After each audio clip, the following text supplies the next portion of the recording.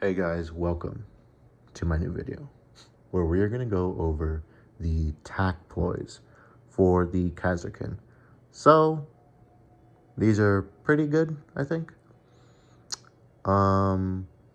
Every single one of them, -1, you're going to probably use every battle. The four that I'm talking about are Siege Initiative, which you're going to use, Neutralize Target, which you're going to use, and for cardio, which you may not use, but I would suggest you use a lot.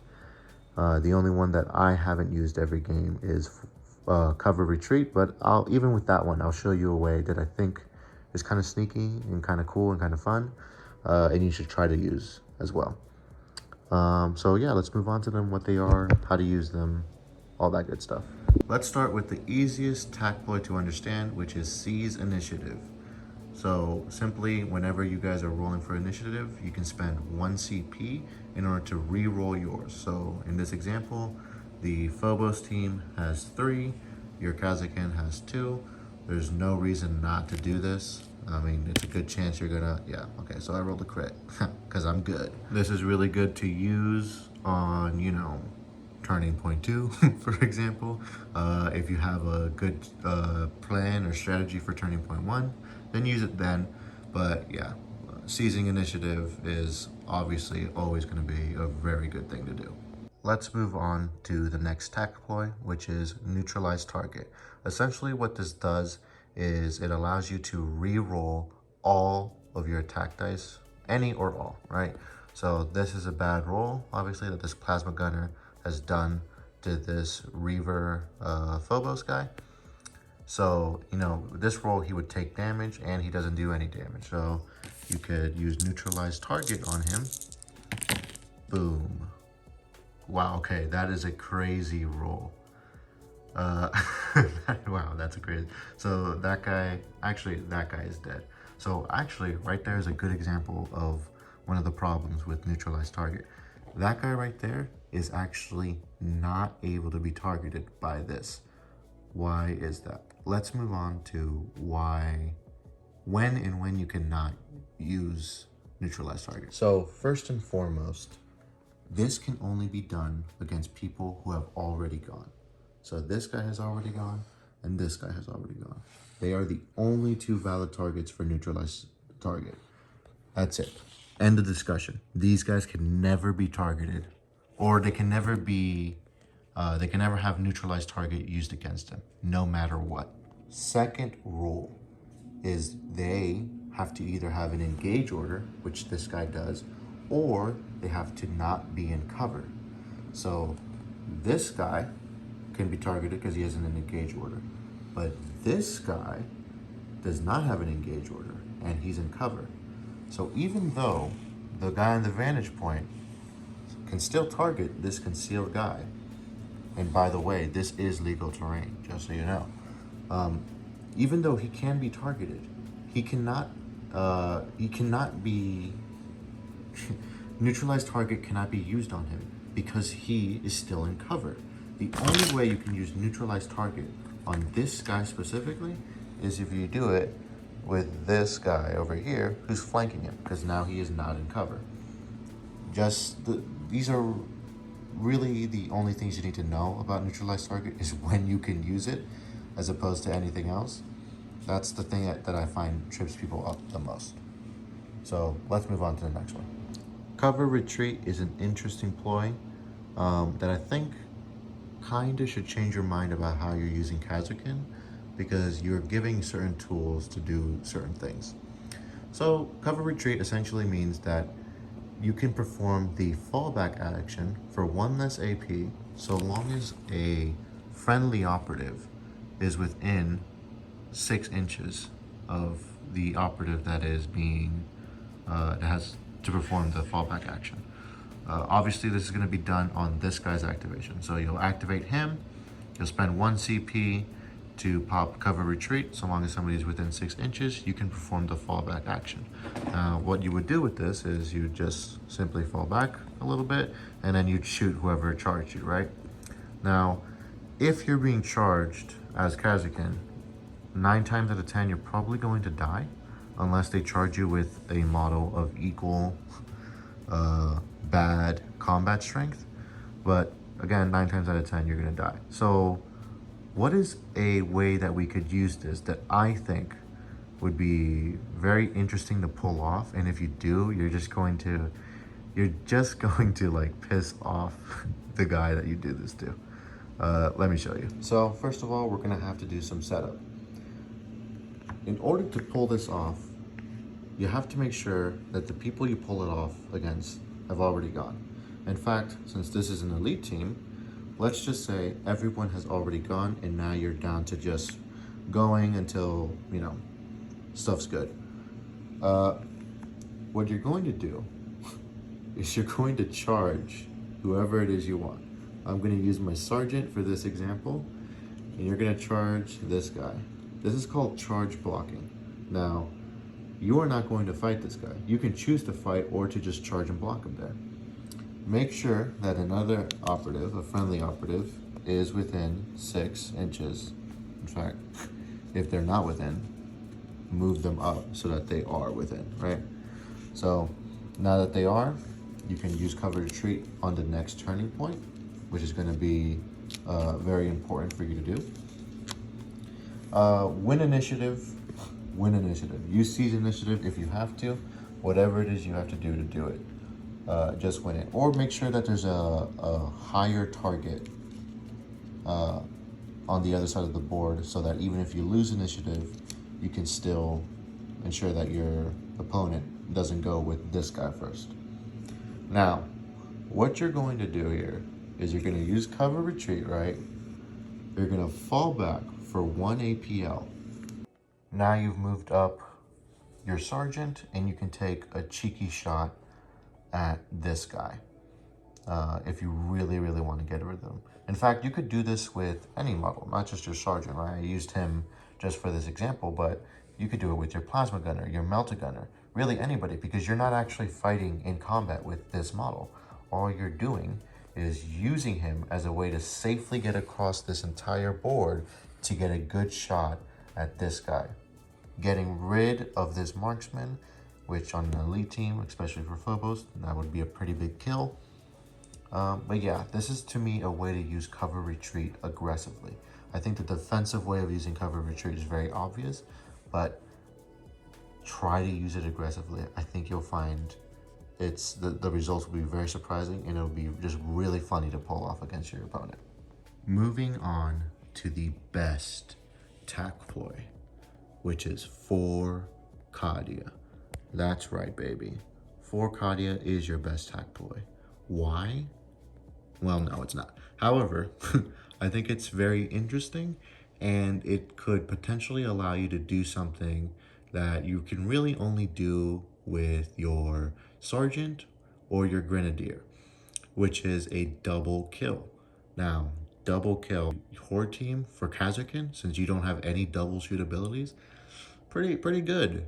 Pretty good, I think. So what does 4 Cardia do? Well, it essentially increases your damage profile for your gun butt to 3-4 instead of 2-3, which it normally is. It does not affect your attacks, so you still have 3 attacks, and it gives you a 5 of feel no pain.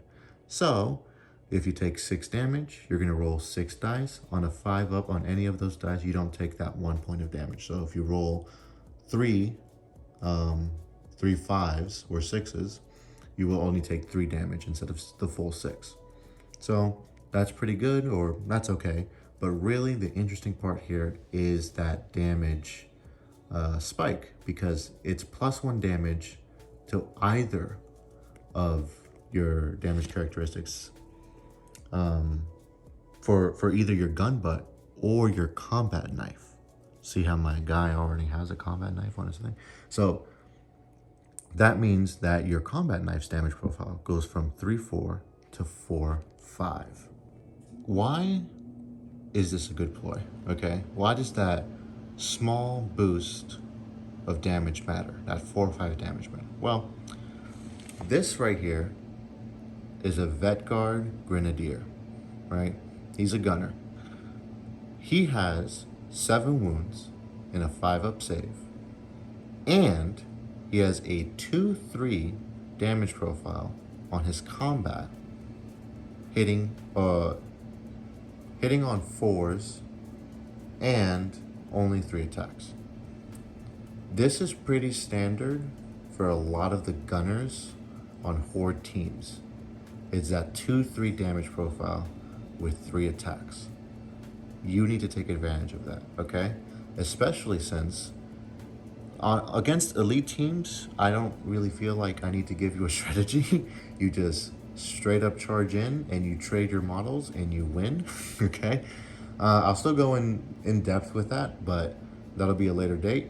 But with horde teams, you really struggle because even if you do trade, just do straight up trades, there's a good chance they're just gonna out activate you and kill you. And they have a lot more abilities that you can't really counter. Vedguard is a good example of that. However, this is a kind of cheeky way to get a double kill. Let me show you. It's the classic spotter sniper combo. Isn't that cringe? Don't you wish you could do something about that? But don't you also wish you could maybe kill somebody else along with that? Don't pay attention to that token. Well, do. Okay. Whatever. It doesn't matter. Let me show you something you can do. That's very interesting. It's very cool. So you put a combat knife on this guy. You give him 3 APL, right? And you pop 4 Cardia on his activation. 4 Cardia costs 1 CP. What does that matter to you, right? Now what you're going to do is you're going to charge this guy right here. Make sure you're in an angle to get that nice shot off. You do 4 or 5 damage. Remember that. Remember that forever. Wow. Wow, wow, wow. Look at these rolls. This is your roll. 2 normal hits, a miss. This is their roll. 3 crits. Obviously, this is out of order, but this is just to illustrate what you could possibly do, right? This is going to be their best roll, right? On a 2-3 damage profile. If they put all these hits through, they'll kill you. 3, 6, 9 damage. You're dead. However, number 1, they're not going to get that through. And number 2, they're already dead. This is the bare minimum roll you need to get. You need to roll this, right? You cannot use elite points to get this because then it'll all be messed up. If you roll this, whether it's with a reroll or whatever you got to do, you kill this guy. And this guy will do 3 damage to you. And that's the most he can do. I'll tell you why. If you do this, all you need to do is take this miss and turn it into a crit. That's all you need to do. And now all of a sudden, you charging, so you attack first. You do 5 damage. This guy's now injured. He's got 3 health left. He's gonna do 3 damage to you. You've still got 5 health left. Actually, sorry.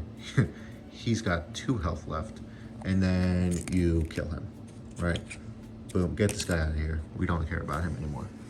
So now he's dead. Just like that, and you have an awesome shot right there. You've got 3 APL, remember? So now you can get that nice shot off at them with the Grenadier. It's a blast. I mean, do I have to explain really why this is good? Do I have to explain why getting a potentially triple kill, but definitely a double kill is good, especially with Kasrkin? And you can do this with any of them. You can do this with the Elite Trooper, with a grenade if you want to put on him, or with like a crack grenade, so that you can shoot somebody that's valuable and indirect, right? You can do this with your plasma gunner. You can do this with anybody that isn't your sergeant, right? Because your sergeant is the only one that cannot be benefited. This gives you like instant double kill potential on obviously models that are weak on melee. Now, if you know, right? If you know the other model, the enemy model well enough that you're like, okay, they're a melee specialist, but I probably could kill them. Go for it. It's risky, but here with this is not risky at all.